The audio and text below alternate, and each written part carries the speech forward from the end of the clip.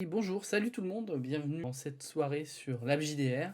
Je suis en très Hello. bonne compagnie, comme vous pouvez le voir, avec des têtes que vous connaissez et des noms que vous connaissez. Je suis avec Enzo, du coup, l'auteur de Polescar, et maintenant, eh bien, je peux le dire, un ami, voilà, Salut. que vous avez déjà vu sur l'AbJDR. On a Gabi aussi, une Hello. tête qui commence aussi à être connue, un ami de très longue date, et Vixen, donc qui a l'honneur, le plaisir, et qui me fait l'honneur d'être la plus ancienne joueuse en ligne avec qui je joue. Hello. Voilà, et que Flatteur. dont vous ne verrez pas le visage aujourd'hui, et vous verrez l'avatar du personnage qu'elle a incarné pendant notre mini-campagne de l'anneau unique, et qui est la raison pour laquelle on se retrouve ce soir. On va faire un débrief sur cette mini-campagne. On va parler autant de l'expérience de jeu liée, je pense, à la table, mais on va aussi s'attarder beaucoup sur les règles et ce qu'on a ressenti en tant que MJ et en tant que joueur. Parce que là, ce qui est cool autour de la table, c'est qu'on a tous été MJ et joueurs du coup. Pour mettre un petit peu de contexte, Enzo, tu compléteras si je dis des conneries. On a décidé de faire une table avec deux MJ, donc un MJ tournant avec Enzo, où on faisait chacun un triptyque, donc 3 épisodes chacun, pour tester autant les règles du côté joueur que du côté MJ. Enzo a commencé l'aventure, a fait les 3 premiers épisodes, et j'ai fait les 3 derniers, donc pour clôturer tout ça. La table a été pleine de rebondissements, notamment en termes de participants, parce que nous étions plus nombreux et les Gabi et Vixen n'étaient pas sur la, enfin Gabi n'était pas sur la table originelle.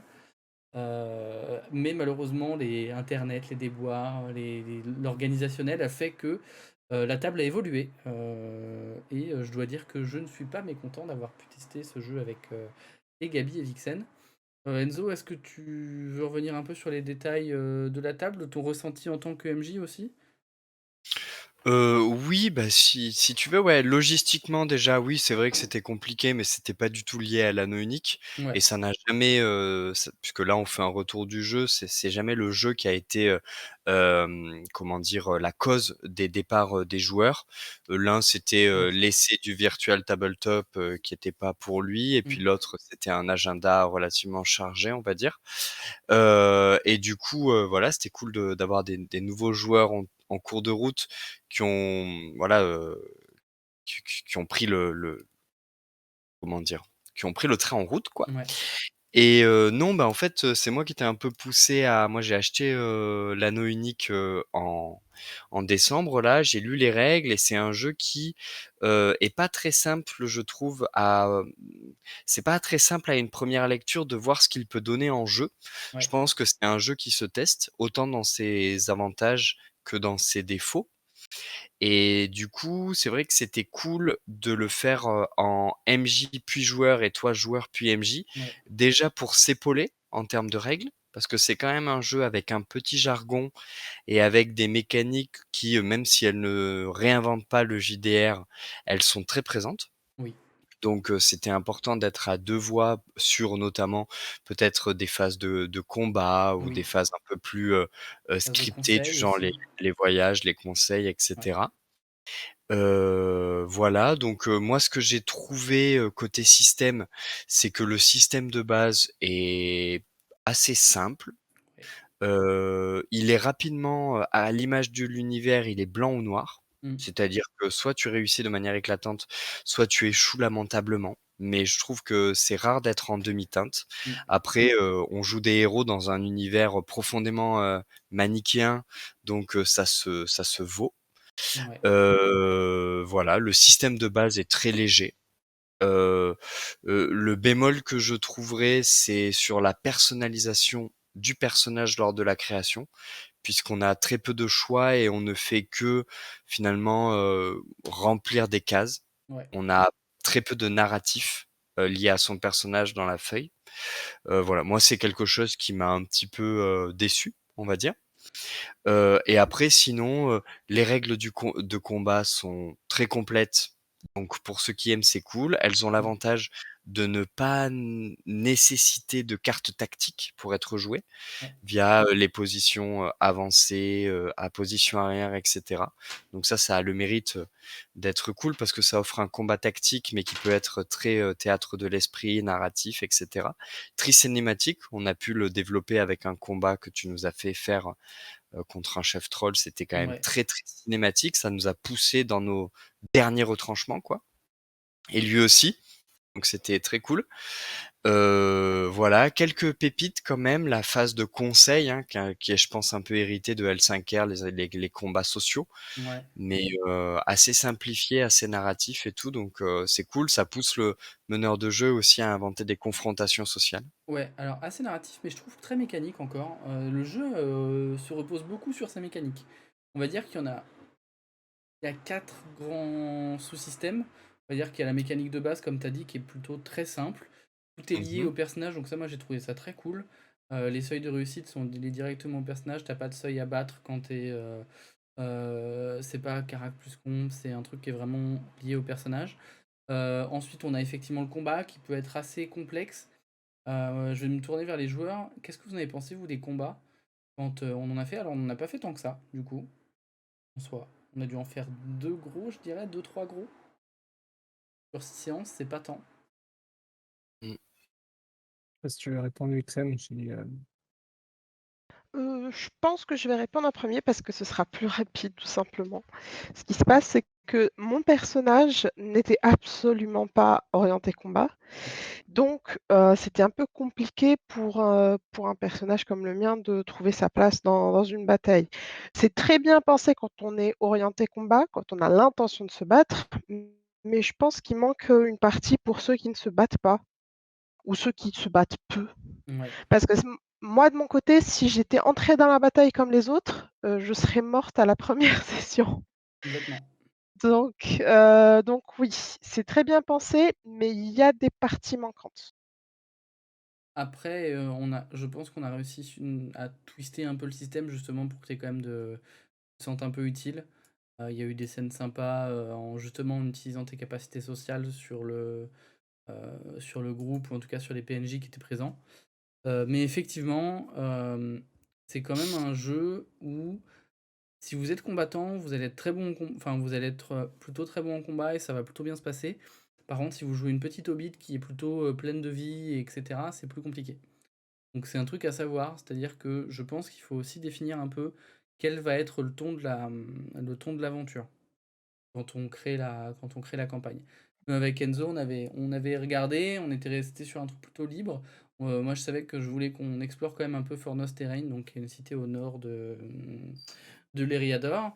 Et on s'était placé du coup assez proche de la période du film entre le Hobbit et le Seigneur des Anneaux justement, avec comme thématique principale la montée de l'ombre et la montée du danger dans cette région qui est plutôt calme d'habitude.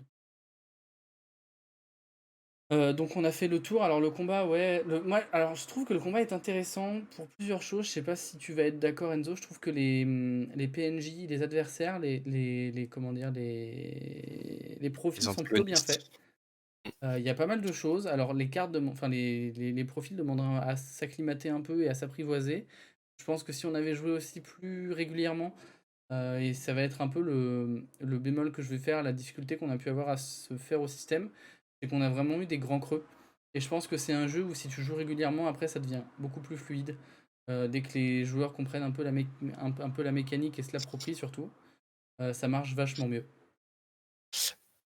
Ouais, ouais, ouais, non, c'est sûr que je pense qu'il y a un jargon Ouais, en fait, il y a un vocabulaire à avoir, un vocabulaire qui est lié au jeu, un vocabulaire qui est lié aux ressources.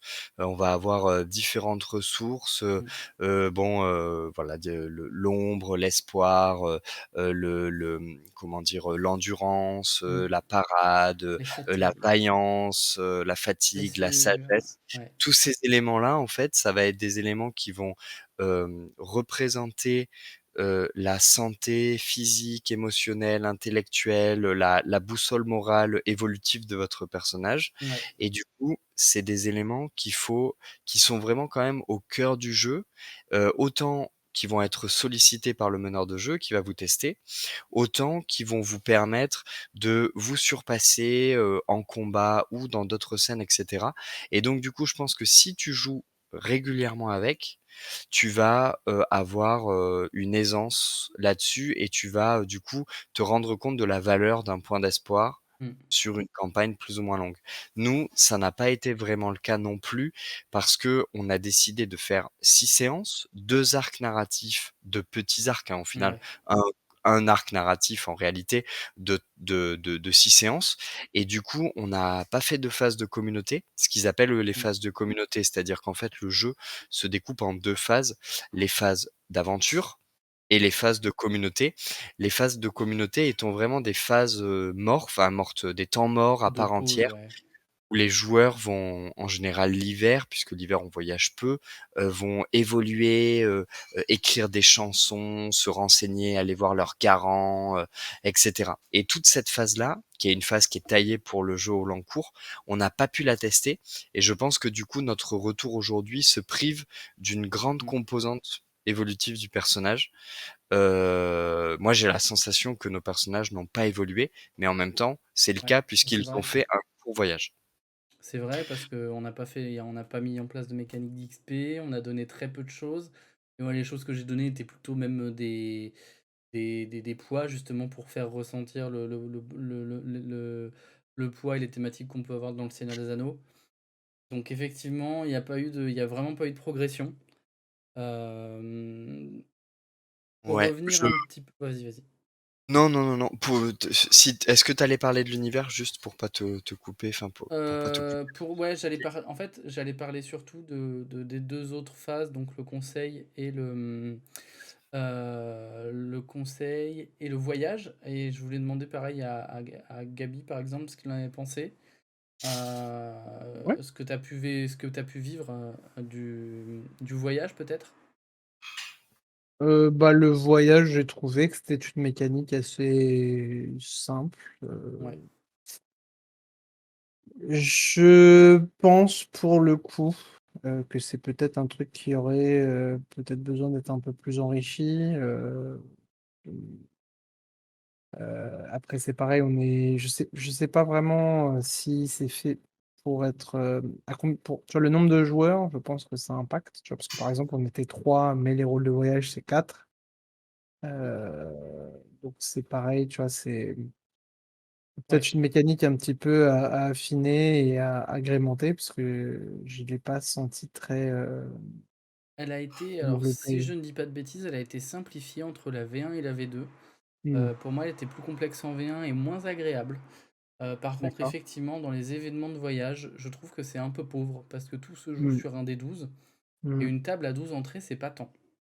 Quand tu dois, faire pas mal de routes, je pense que si tu devais jouer, je repréparerais des tables aléatoires.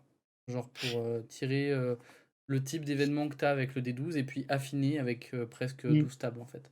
Puis avec la situation dans Ce laquelle serait tu es et mieux, ouais. cetera. En Exactement. fait, c'est ça, c'est que le D12, il te matérialise pas une situation, Ouais. mais une appréciation de l'événement et en fait, moi, juste, ça me permet de rebondir là-dessus, c'est que, en fait, jouer dans l'univers moi, c'était ça que je voulais tester. Je voulais, tester un jeu, médiéval fantasy, low fantasy surtout. Ouais. C'est ça, hein, l'univers de Tolkien. Et en fait, je pense qu'il y a d'autres jeux dans lesquels, d'autres jeux médiéval low fantasy dans lesquels je me sentirais beaucoup mieux parce que passer après Tolkien, c'est dur. Et ce qui est marrant, c'est que dans le livre, ils disent, Tolkien était un très mauvais narrateur, sentez-vous libre de passer derrière lui, le monde est complètement Mmh. inconnu, allez-y. Du coup, moi, c'est ce que j'ai fait, c'est-à-dire que j'avais envie, tu voulais jouer près de Fornost, Mmh. j'avais envie de commencer l'aventure, plutôt en explorant la culture naine et j'ai inventé littéralement une place forte naine cachée sous les collines venteuses, Dol Amûn et ça, un aficionados de Tolkien rayerait ma voiture à coups de clé parce que ça ne se fait pas. Et pourtant, je pense que le jeu C'est ce qu'il tend, faut te faire. pousse à Ouais. faire ça. Et d'ailleurs, quand tu lis le livre, tu te rends compte qu'à la fin du livre, il y a tout un donjon. Mmh. Et ce donjon, tu peux le mettre n'importe où. Ouais. Et eux, où ils le mettent, il apparaît même pas sur la carte, c'est même pas un endroit connu. Et c'est de suite un donjon avec toute une communauté naine, etc. Donc, tu peux le faire, quoi. Ouais. Le jeu te pousse à ça. Néanmoins, sur toute l'aisance que devrait avoir un meneur de jeu, sur la bonne connaissance de son univers, sur les anciennes civilisations, Mmh. sur la géopolitique, sur le choix de l'Eriador, et cetera. Je trouve que si tu t'y connais pas beaucoup, tu vite peur que tes joueurs s'y connaissent plus, quoi. Ouais, Mm. il y a ça, c'est quand même il y a un coût, hein, il y a un vrai coût, culturel et en tout cas de connaissance de l'univers de Tolkien, c'est sûr. Moi, j'ai dû réviser quand on a été à Fornost parce que je voulais jouer à Fornost, parce que je trouvais ça rigolo, mais il y avait quand même des choses à apprendre. Et puis, si tu te renseignes pas, le problème, c'est que tu peux tomber dans alors déjà que Tolkien est un peu de la fantasy lambda, vu que c'est le papa de tout le monde. C'est pas l'univers le plus développé et le plus affiné, je dirais. Tu peux vite tomber dans Fantasy 101, c'est-à-dire, bah, il y a des orques, OK, il y a des elfes, il y a des nains, et attention, en fait, tu peux tomber, ouais, dans du Donjons& et Dragons, dans du truc un peu basique et de la fantasy qui a pas de goût, quoi. Alors que je pense qu'il y a plein de thématiques à aborder qui sont cool. L'ombre et l'espoir sont très sympas, mais ça va faire partie d'un lot dont on reparlera après, mais ouais, il y a un vrai coup, il y a un vrai coup d'entrée, quoi. Et puis, on ne nous lâche pas, tu vois, là, je suis sur le Miro et j'ai la carte du monde Ouais, dans laquelle on a joué. Moi, je pense que le petit bémol et je pense que c'est marketing, hein, c'est-à-dire que ils veulent développer les régions, qui parlent, plus, dans des suppléments et on le voit d'ailleurs avec les 2 prochains suppléments bah, il qui y a sont Foncombe, hein, présentés là. et la Il y a Moria. Foncom et là, voilà, en fait, le fait que le setup du livre de base te place en Eriador, alors c'est sympa la comté, mais la comté, il ne s'y passe pas grand-chose d'épique et du coup, les régions tout autour sont quand même relativement, pacifiées. C'est difficile pour un meneur de jeu de se Mmh. sentir légitime de placer une vraie menace au cœur de l'Eriador, ou alors il faut vraiment dire à tes joueurs: «Bon, bah, voilà, on commence la partie très, très loin, Mmh. Mm. ou alors on commence la partie à Foncombe et on va directement jouer des grosses ellipses pour que je vous téléporte un peu en terre vraiment sauvage, Ah, quoi». Et ouais. voilà. Du coup, moi, j'ai un peu été coincé sur le truc à plein de moments, d'un côté en tant que MJ et de l'autre en tant que joueur, de me dire: «En fait, là, ça va, quoi. Mmh. Ouais, Je puis peux pas le battre en fait, le Envoyez. problème, c'est que dans la comté, les endroits dangereux, on les connaît. Les Hauts de Galgal, bah, si on a lu le livre, on sait que les hobbits, ils passent un sale quart d'heure et que, bah, il y a des êtres des Galgal. Bon, bah, c'est pas très surprenant. Si on va à la trouée des trolls, bah, spoiler, bah, il y a des trolls, hein, parce qu'on sait que, bah, Bilbo, il a croisé des trolls. Si on va à Fornost, eh ben, on sait que, il y a j'ai pris Fornost parce que c'était, je pense, peut-être le moins connu si on connaît pas un peu l'univers étendu. Et ben, il y a l'ombre d'Angmar qui vient se mettre. Si on va à la Moria, bah, la Moria, on sait qu'en tout cas, c'est soit en période de reconquête, soit le cousin Balin, il s'est déjà fait botter le cul par les orques et par le Balrog surtout. Et si on va, enfin voilà, moi je trouve qu'effectivement, c'est clairement pas la région la plus facile pour commencer et vivre des aventures épiques. Et c'est pour ça, je pense que d'ailleurs, le kit d'initiation, c'est des aventures anti-épiques au possible avec des hobbits. Parce que c'est aussi pour te dire, eh ben, en fait, vous pouvez jouer ça. Mais c'est marrant de jouer ça sur une ou deux séances. J'ai pas envie de me faire une campagne, même une mini-campagne, à jouer des hobbits qui doivent aller dans le village d'à côté chercher une carte, quoi. Mmh. J'avoue, quand je joue Mais au Ouais. Seigneur des Anneaux.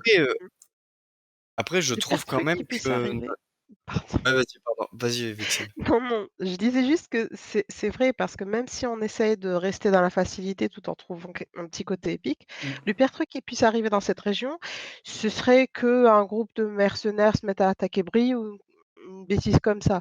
Si c'est pour jouer ça, je préfère jouer autre chose, tu vois? Je vais pas Mm. aller mettre du Seigneur des Anneaux pour aller m'attaquer à des mercenaires, même si je suis un hobbit. C'est ça. Donc ouais, ce serait Et mieux de changer.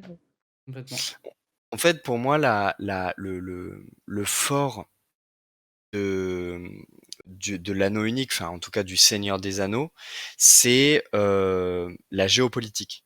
Mmh. la géopolitique de Tolkien et la géopolitique, je dirais, intergénérationnelle.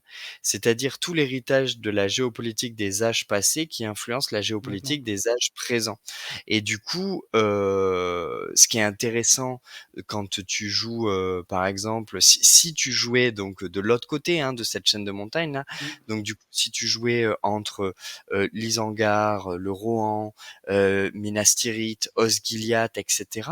En fait, là, tu as une géopolitique qui est beaucoup plus dessinée parce Ouais. que c'est la géopolitique qui est travaillée sur les 3 films qui, on va pas se mentir, ou les 3 livres, hein, mais les 3 films qui parlent à tout le monde. Et en fait, au sein des 3 films, on passe vraiment, c'est un road movie, hein, Le Mmh. Seigneur des Anneaux à travers la Terre du Milieu pour le coup. Et donc du coup, il y a, pendant les films, on entreaperçoit de la géopolitique qui, pour le coup, pourrait être beaucoup, beaucoup plus, travaillée en jeu de rôle. Ouais. Et or là, on nous lâche dans une région dont on ne connaît pas la géopolitique parce qu'elle est très micro finalement et tous les lieux moi je suis pas du tout un gros connaisseur du Seigneur des Anneaux, mais franchement, Tarbad, Anuminas, hem, tous ces endroits, bah franchement, Bah, je les connais pas, tu vois? et puis c'est un problème, c'est que là, on a Anuminas, Fornost et Tarbal, les 3 que tu as cités, c'est des ruines. Mmh. Au moment où on s'y est calé. Parce que en fait, c'était effectivement des grandes puissances par le passé, mais en fait, tout est pété. Il y a évidemment des trucs qui sont pas pétés dans les Riador, il y a sûrement des trucs qu'on connaît pas, donc encore une fois, on revient au coût d'entrée s'il faut connaître parfaitement Tolkien pour faire des trucs sympas en prenant un peu du canon et en le remixant. C'est assez compliqué. En termes de feeling de jeu, quand même, j'ai eu pas mal de plaisir. Je trouve que la mécanique fonctionne très bien. Le combat peut être même rigolo et sympa à prendre en main. Le voyage est cool. Et alors surtout, moi j'ai adoré, c'est la mécanique de conseil que tu nous as fait Mmh. jouer. Quand on est arrivé chez les nains, ça a été une bonne phase et ça nous a permis de bien transitionner entre les deux groupes, je trouve. Ouais. Et la mécanique de conseil est très cool. C'est-à-dire qu'on va définir une difficulté qui est liée à la demande des joueurs. C'est-à-dire que si la demande je sais plus comment on dit, Farfelu, mais en fait, ouais, c'est ouais, la ça. Elle est en fait, raisonnable à farfelu, quoi, globalement. c'est ça. En fait, il va en fait, la résistance, elle est double. C'est la résistance du conseil. Ouais, Elle est définie par, le niveau de farfeluosité de la question, qui vient ouais, de la requête des joueurs et ensuite qui va en gros, 3, 6, 9 et ensuite, il va y avoir un modificateur qui va être amené par le meneur de jeu si, bah, le conseil est plutôt enclin à ouais. répondre à cette requête ou au contraire, pas du tout. Et cette résistance, ça va être le nombre de réussites à obtenir Mm. et ça va être également le nombre de tentatives pour obtenir ces réussites. L'échéance, ouais, tout à fait. L'échéance et du coup, après, les joueurs vont avoir moult et moult, comment dire? Occasions, Mm. via des compétences qui ne servent pas justement pour le combat, donc des compétences d'énigmes, de chant, de présence, de mémoire, de Poésie, pas mal de machin, choses comme ouais. ça. Exactement, pour pouvoir, faire du RP Ouais. et bah, forcément du joli RP parce que on est dans la mondanité d'un Mm. conseil, dans les formes, dans les us et coutumes et du coup ça peut Oui, donner lieu, enfin ça donne envie je trouve de jouer des conseils dans un peu toutes les civilisations, tu vois? oui, complètement. Et par contre, je pense qu'il faut prendre le temps de bien jouer les scènes, justement pour mettre en valeur des personnages qui seraient plus sociaux, et surtout pour pas avoir un enchaînement de jets où tu dis bah là je fais un jet de chant, puis bah là je fais un jet de courtoisie, et là j'enchaîne avec un jet de présence. Parce que pour le coup, c'est pas très intéressant si on le joue comme ça. C'est Euh, clairement pas un jeu pour ça de toute façon. Exactement, voilà, c'est pas un jeu où vous allez multiplier les jets, on n'en a pas fait tant que ça. On en a fait on a fait un peu plus sur les 2 dernières séances parce que bah, il y a eu des enjeux forts qui nécessitaient selon moi un peu plus d'aléatoire pour justement que Vixen qui s'est transformé en traître à la fin puisse avoir le contrôle ou non de son personnage et le décider un peu de Ouais. manière tant que ça lui repose sur ses épaules en fait. Mais Mmh. voilà, le jeu a alors, avant que je casse les genoux au jeu sur un point particulier, qu'est-ce que vous avez préféré dans le jeu, Vixen, Gabi et Enzo? Allez-y. Vas-y Bah Vix. écoute, Vas-y, Gabi. Vas-y, oui. Vas-y, Gabi, vas-y. Hem, je sais pas là comme ça, un petit peu de tout. Je suis pas très, très fan des jets de dés, Axel Ouais. vous le confirmera, j'ai horreur de ça. Ça m'empêche de me mettre totalement dans le jeu, mais là j'ai pas senti ça comme un poids. Il y avait des jets de dés quand c'était important, Mmh.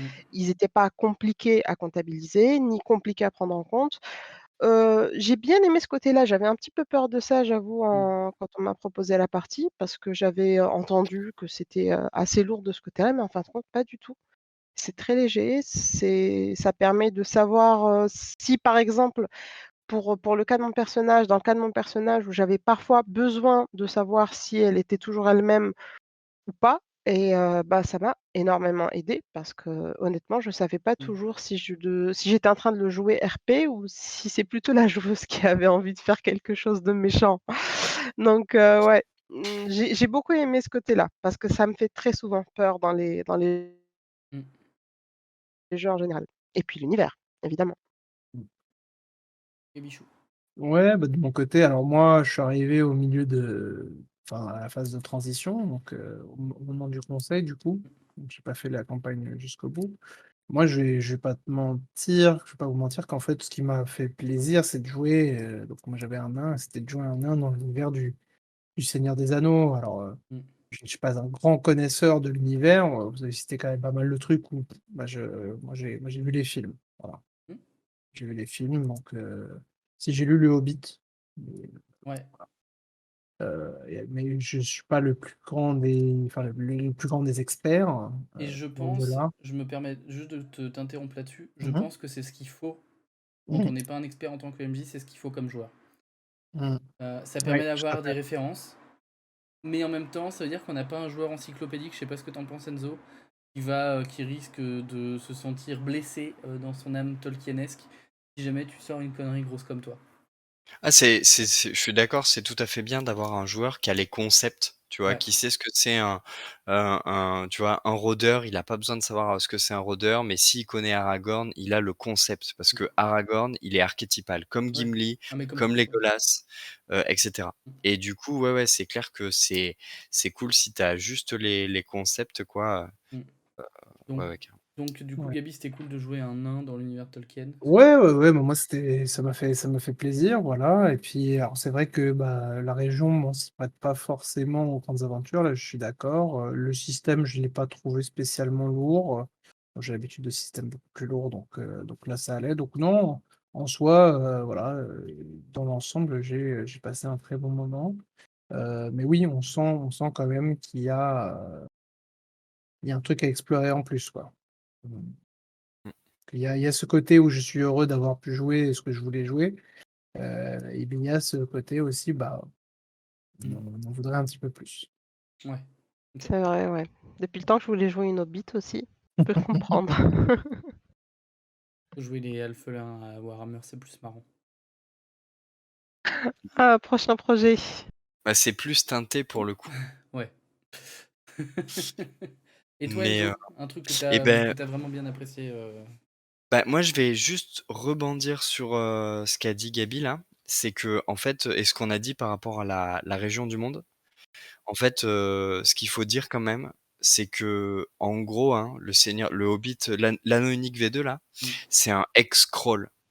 C'est le principe de carte, c'est, un hex-scroll où tu as 3 couleurs d'hexagone. mmh, Tu as, le vert, c'est, les terres où ça va. Le jaune où c'est, les terres où ça va, mais ça peut, être dangereux, et le orange où franchement, c'est les terres où il t'arrive un petit les terres peu, ténébreuses des quoi, hein. Mmh, Exactement, donc c'est frontalière, sauvage et ténébreuse. En fait, rien ne t'empêche, et même, si un jour je relance le jeu sur quelque chose, je ne jouerai pas en Eriador. Rien ne t'empêche de prendre une carte de n'importe quelle région, même le Mordor en vrai, hein, la Porte Noire ou quoi, de la Terre du Milieu, de poser dessus une grille hexagonale, mmh, de répartir librement ces 3 couleurs en fonction de ce que tu connais, et zou quoi. mmh, Mmh. Voilà, en fait, moi, ça m'a donné envie de jouer ailleurs et autre chose. Là, comme ça m'a donné envie de jouer la reconquête de la Moria avec des PJ qui clairement. ne jouent que des nains. Et tu trouves une carte assez localisée de la Moria, avec peut-être des plans intérieurs, des plans extérieurs, Mm, etc. Et tu joues comme ça sur des espèces de focus un petit peu mm, dans des zones et dans des moments de l'histoire qui plaisent, tu vois. Voilà, franchement, jouer l'escorte du pays du Rohan vers le gouffre de Helm, mm. tu vois, jouer des membres. Ouais, rejouer un peu presque des scènes en tout cas évoquées dans les films ou dans les œuvres et les remettre à ta sauce. Mm. Le supplément Moria qui arrive est un gros supplément qu'ils ont revisité, qu'ils ont bien revu. Et je pense que ça peut être clairement un kiff et je pense que c'est clairement l'orientation qu'ils veulent donner à ce supplément. Et ben voilà, écoute, voilà. Moi, qu'est-ce que j'ai aimé dans le jeu? Étonnamment, je déteste les systèmes de combat, tu le sais. Ouais. Et là, pour le coup, j'ai été assez agréablement surpris par la cinématique. Mm. Et alors qu'on n'est pas dans la cinématographie, hein, on est dans Oui, vraiment de la cinématique parce que le jeu, le système de combat est assez procédural, on va oui, dire. oui, oui. Mais voilà, mais après sinon, non. Je suis vraiment clairement resté sur ma faim sur, la création de personnages Mm. et oui, ce qui m'a plu, c'était de jouer dans un univers de médiéval fantastique, mais qui ne soit pas de la dark fantasy à la Warhammer Mm. ou qui ne soit pas de la epic fantasy à la Donjons& et Dragons. Un univers de fantasy médiéval un peu plus, humble, un peu plus normal, Ouais. quoi.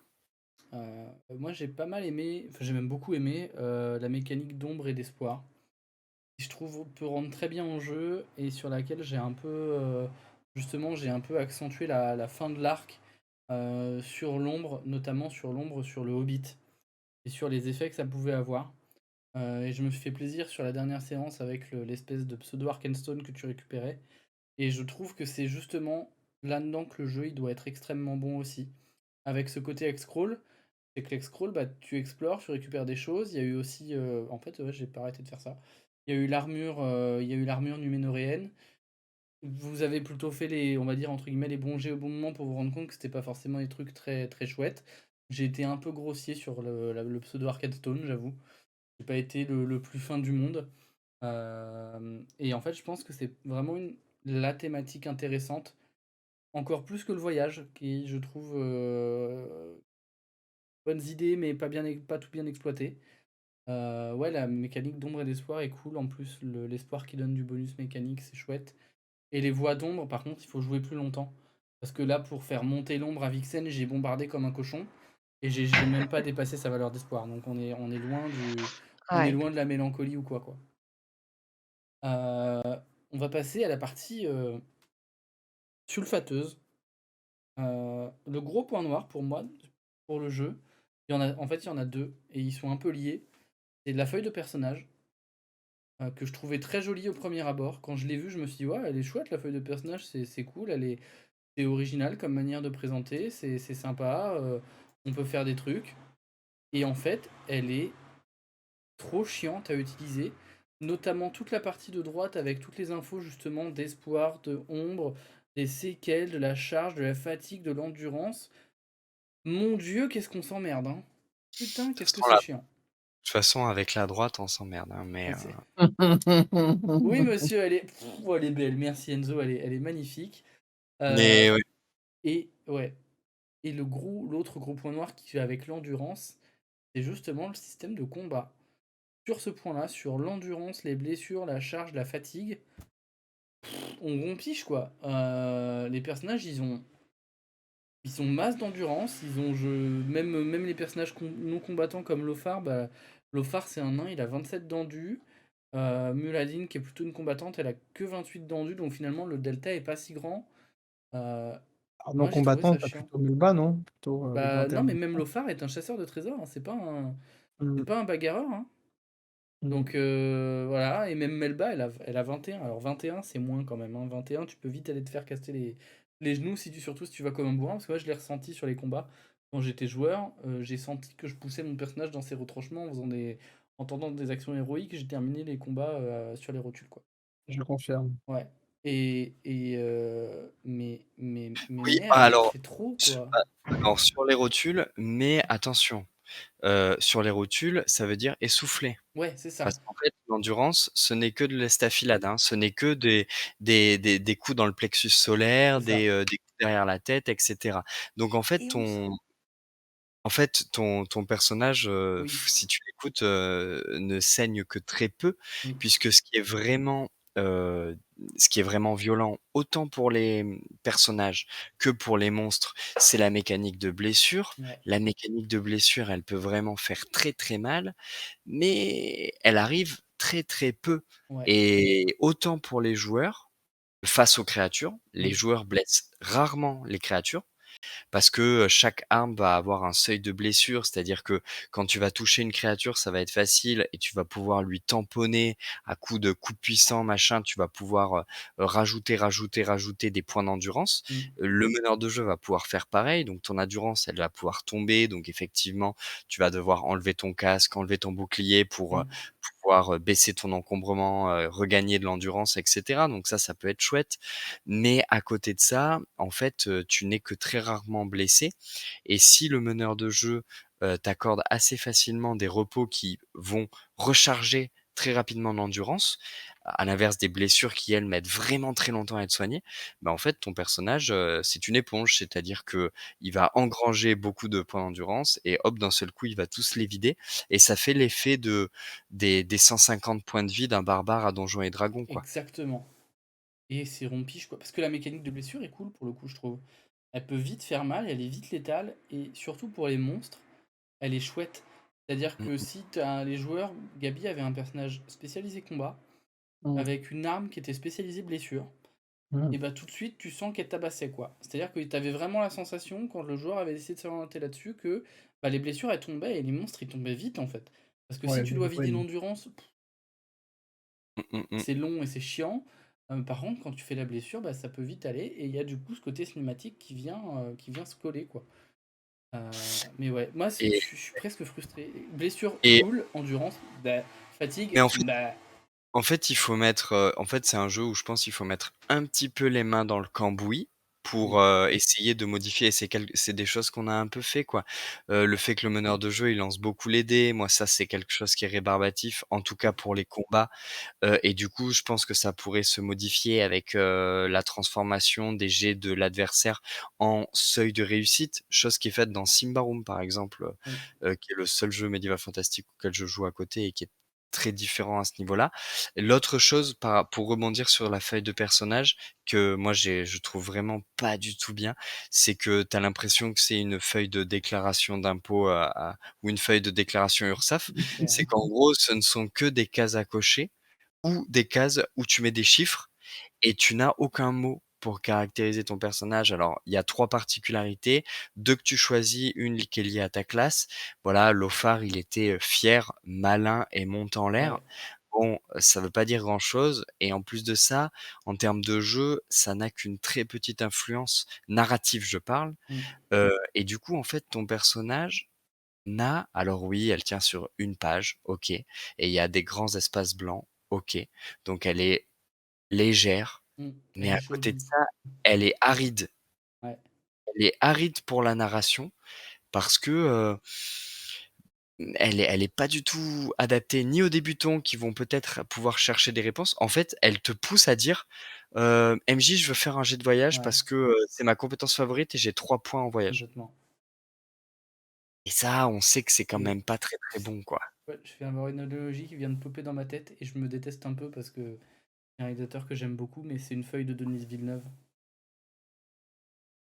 Elle est pleine Mmh. de chiffres, elle est pleine d'infos, mais elle est vide aussi et elle fait pas Mmh. envie en fait. Enfin, en fait, à l'usage, elle fait pas envie, hein. C'est moi, j'ai vraiment un tue-l'amour parce que vraiment au début, j'étais plutôt hypé par la feuille de personne en me disant ouais, elle est vraiment très chouette. Je trouve qu'elle est bien pensée. Elle est bien pensée. Techniquement, elle est bien pensée. Sauf qu'à l'usage, elle est chiante quoi. Elle est relou.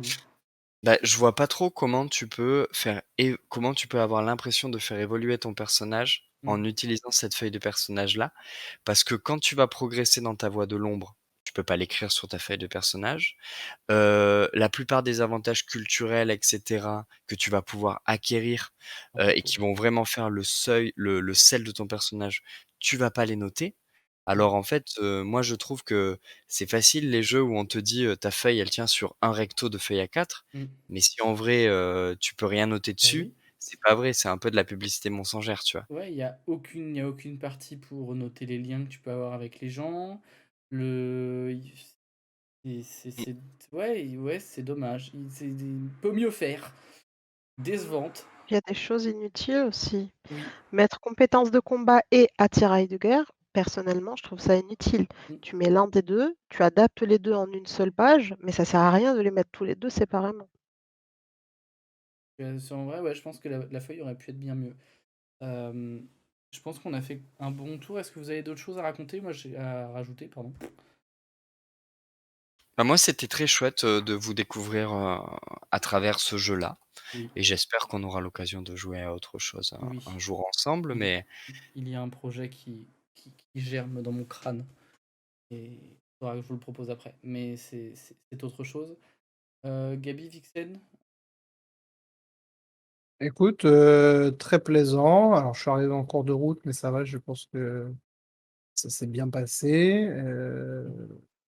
Voilà, bon, alors, je suis assez en phase avec ce que vous avez dit, les commentaires que vous avez faits, donc j'ai pas grand-chose à rajouter, donc voilà. Mais sinon, c'était un vrai plaisir, comme a dit Enzo, de jouer avec vous. C'était rigolo. Alors moi, je j'ai pas fait toute la campagne, mais encore une fois, c'était rigolo de switch de 2 Mmh. maîtres du jeu, c'était particulier. C'était une première pour moi et ça s'est, je trouve, très bien fait, Oui, c'est Merci. vrai que c'était génial. Mmh. Puis, de jouer Ah, avec de nouvelles têtes, perso, j'étais vraiment contente. Franchement, j'ai hâte de vous trahir à nouveau. oui, oui, je t'inquiète n'en pas, doute on pas. va on va on va on va organiser ça, t'inquiète pas.